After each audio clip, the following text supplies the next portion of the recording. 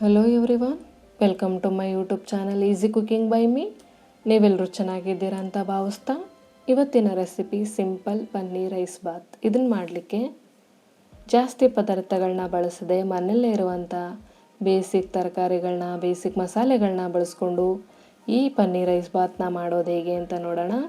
ನಾನಿಲ್ಲಿ ಏನೇನು ಪದಾರ್ಥಗಳನ್ನ ಬಳಸಿದ್ದೀನಿ ಅಂತ ಒಂದು ಸಲ ನೋಡ್ಕೊಳ್ಳಿ. ತುಂಬ ಕಡಿಮೆ ಪದಾರ್ಥಗಳಿಂದ ಅದ್ಭುತವಾದ ರುಚಿಯಲ್ಲಿ ಪನ್ನೀರ್ ರೈಸ್ ಬಾತ್ ಮಾಡೋದು ಹೇಗೆ ಅಂತ ನೋಡೋಣ. ಸ್ಟವ್ನ ಆನ್ ಮಾಡಿ ಒಂದು ಪ್ಯಾನ್ ಇಟ್ಕೊಂಡು ಅರ್ಧ ಟೀ ಸ್ಪೂನ್ ತುಪ್ಪ ಹಾಕಿ, ಅರ್ಧ ಟೀ ಸ್ಪೂನ್ ಖಾರದ ಪುಡಿ, ಚಿಟಿಕೆ ಅರಿಶಿನ ಪುಡಿ, ಚಿಟಿಕೆ ಉಪ್ಪು ಹಾಕಿ ಮಿಕ್ಸ್ ಮಾಡಿ ಪನ್ನೀರ್ ಕ್ಯೂಬ್ಸ್ನ ಹಾಕ್ಕೊಳ್ತಿದ್ದೀನಿ. ಪನ್ನೀರ್ ಕ್ಯೂಬ್ಸ್ ಎಲ್ಲ ಕಡೆಯೂ ಚೆನ್ನಾಗಿ ಮಸಾಲೆ ಜೊತೆ ಹೊಂದ್ಕೊಂಡು ಫ್ರೈ ಆಗೋ ಥರ ಎಲ್ಲ ಭಾಗನೂ ತಿರುಗಿಸಿ ಫ್ರೈ ಮಾಡ್ಕೊಳ್ತಿದ್ದೀನಿ.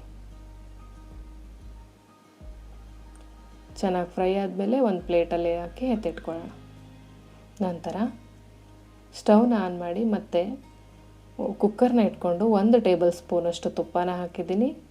ಒಂದು ಪಲಾವ್ ಎಲೆ, ಚಕ್ಕೆ, ಲವಂಗ, ಏಲಕ್ಕಿ, ಕಾಳುಮೆಣಸು, ಸ್ಟಾರ್ ಫ್ಲವರ್ನ ಒಂದು ತುಂಡು, ಸಾಸಿವೆ, ಜೀರಿಗೆ ಎಲ್ಲ ಹಾಕಿ ಸಾಸಿವೆ ಚಟಪಟ ಅಂತ ಸಿಡಿದ ಮೇಲೆ ಕಟ್ ಮಾಡಿಟ್ಟಿರೋಂಥ ಈರುಳ್ಳಿನ ಹಾಕ್ಕೊಂಡು ಚೆನ್ನಾಗಿ ಫ್ರೈ ಮಾಡಿ ಕಲರ್ ಚೇಂಜ್ ಆದಮೇಲೆ ಹಸಿಮೆಣಸಿಕಾಯಿನ ಹಾಕ್ಕೊಂಡಿದ್ದೀನಿ ಕಟ್ ಮಾಡಿರೋದು.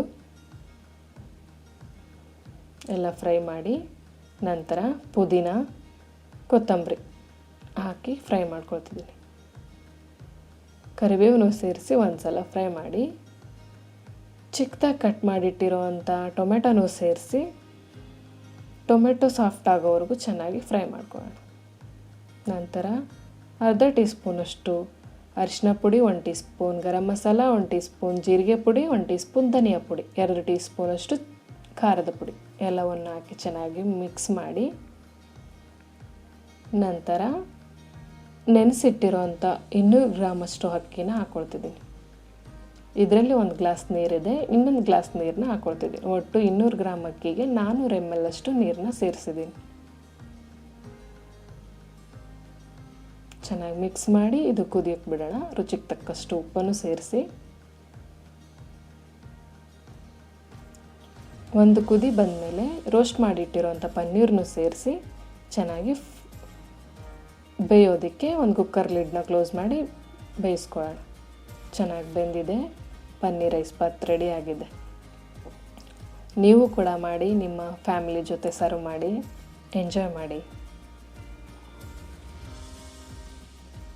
ಈ ರೆಸಿಪಿ ನಿಮಗೆ ಇಷ್ಟ ಆದರೆ ಲೈಕ್ ಮಾಡಿ, ನಮ್ಮ ಚಾನಲ್ನ ಸಬ್ಸ್ಕ್ರೈಬ್ ಮಾಡ್ಕೊಳ್ಳಿ, ನಿಮ್ಮ ಫ್ರೆಂಡ್ಸ್ ಆ್ಯಂಡ್ ಫ್ಯಾಮಿಲೀಸ್ಗೆ ಶೇರ್ ಮಾಡಿ.